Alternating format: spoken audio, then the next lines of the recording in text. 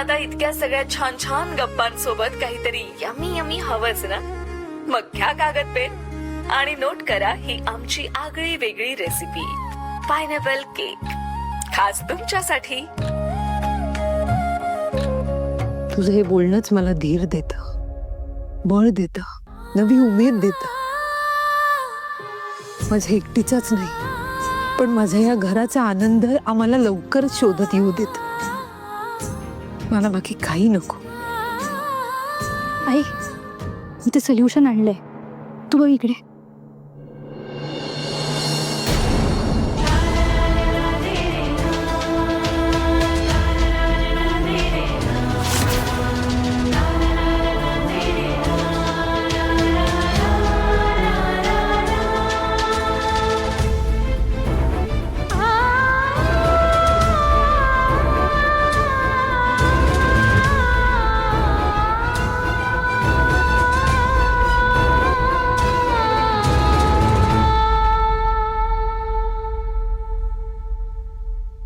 आई, गेलं ग, सगळं साफ पुसलं गेलं कपाळावर लिहिलेलं.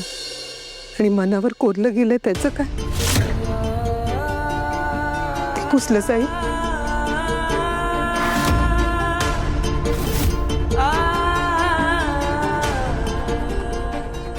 नाही पण पिहू, मला ना माहिती आहे, मला हे माहिती आहे की मनावर झालेली जखम ना अशी पटकन बरत नाही ग, त्याला ना वेळ लागतो. आणि बाळा, मला ना अविनाशची परिस्थिती कळते. मला समजते की ते ना आता आर्थिक अडचणीत आहेत. पैशाची चणचण असली ना की माणूस असा अस्वस्थ होतो. बघ ना, आता तसं बघायला गेलं तर आपली सगळ्यांची जबाबदारी त्यांच्यावर आहे ना. आणि मी त्यांना काहीच मदत नाही करू शकत.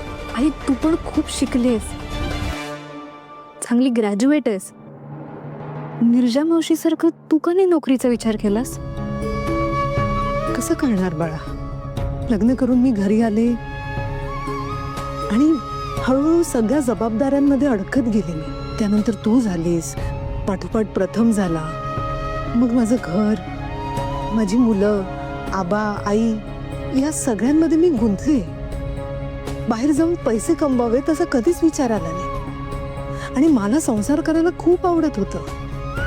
नंतर ना माझ्या स्वतःच्या करिअरपेक्षा माझ्या मुलांना मोठं करणं, त्यांना चांगले संस्कार देणे, हे माझ्यासाठी जास्त महत्वाचं होतं ग.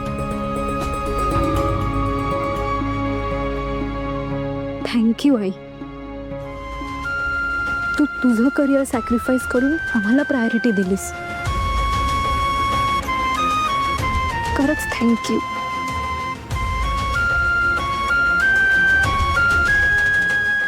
पण आता असं वाटतं की मी माझं घर सांभाळून थोडे तरी पैसे कमवायला हवे होते. म्हणजे आता अविनने मला मदत करता आली असती, माझा काहीतरी हातभार लागला असता ग त्यांना.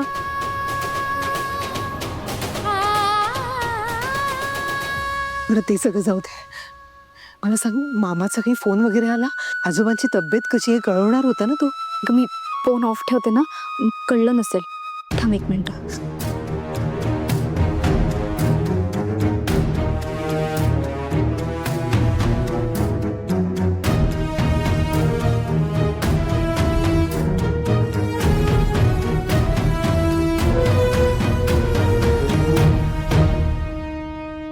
हॅलो पिहू, अगं कुठे आहात तुम्ही दोघी? मी तुमच्याच फोनची वाट बघतोय. तुम्ही घरी नीट पोहोचलात ना दोघी? हो, आम्ही व्यवस्थित पोचलो. Thank God. बरं, घरी सगळं ठीक आहे ना? म्हणजे काही गोंधळ नाही ना? तुम्ही जायच्या आधी कोणी उठलेलं नव्हतं ना? सगळे झोपलेलेच होते ना? छे, कोणी नाही. मामा, तू आमचं टेन्शन नको घेऊस. मला सांग, आजोबा कसे आहेत? त्यांची तब्येत कशी आहे विचारायला आईने फोन करायला सांगितलं. आईला सांग आजोबा बरे आहेत, आउट ऑफ डेंजर आहेत आता. आणि तू फोन केलास ते बरं झालं, कारण तुझ्या आजीला पण तुझी काळजी लागली होती. मामा, नका टेन्शन घेऊ, मी व्यवस्थित होत. मी ठेवू फोन? हो हो, ठेव ठेव. तुम्ही पण काळजी घ्या दोघी. हां,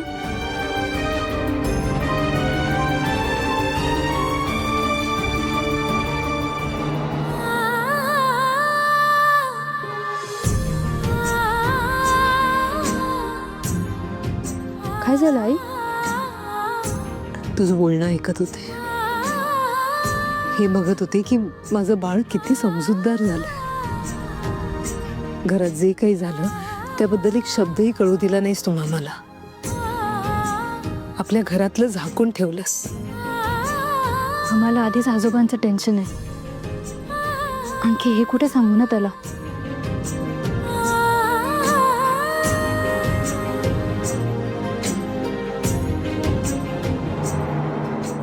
बापरे, काय भयानक आहे.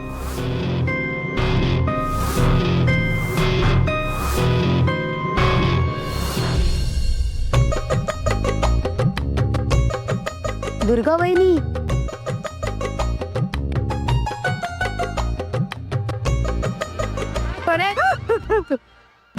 आओ मीच आहे.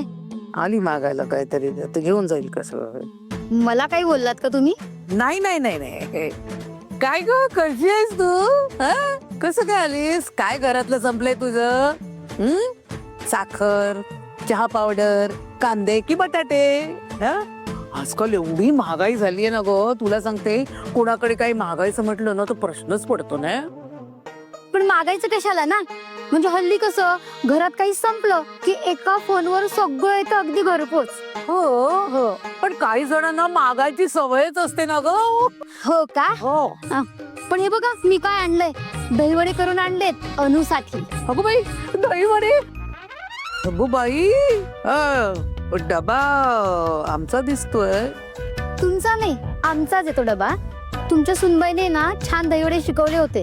आज तिची रेसिपी बनवली ना, म्हणून तिच्यासाठी खास आणलेत ते. तिला शिकवले कोणी? मीच शिकवले. थांब, आधी मी खाऊन बघते आणि मग सांगते कसे झाले ते. सांभाळून. वा वा वा वा वा वा, खाऊन बघते. थांब आधी.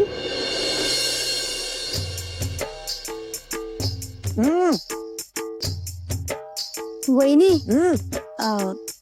अनुसाठी राहू द्या ना. तिने खाल्ले, मी खाल्ले काय सारखंच. आमचं दोघींचं एकमेकावर खूप प्रेम आहे. हो माहिती आहे ना. अनु आतमध्ये आहे का? बाहेर गेले.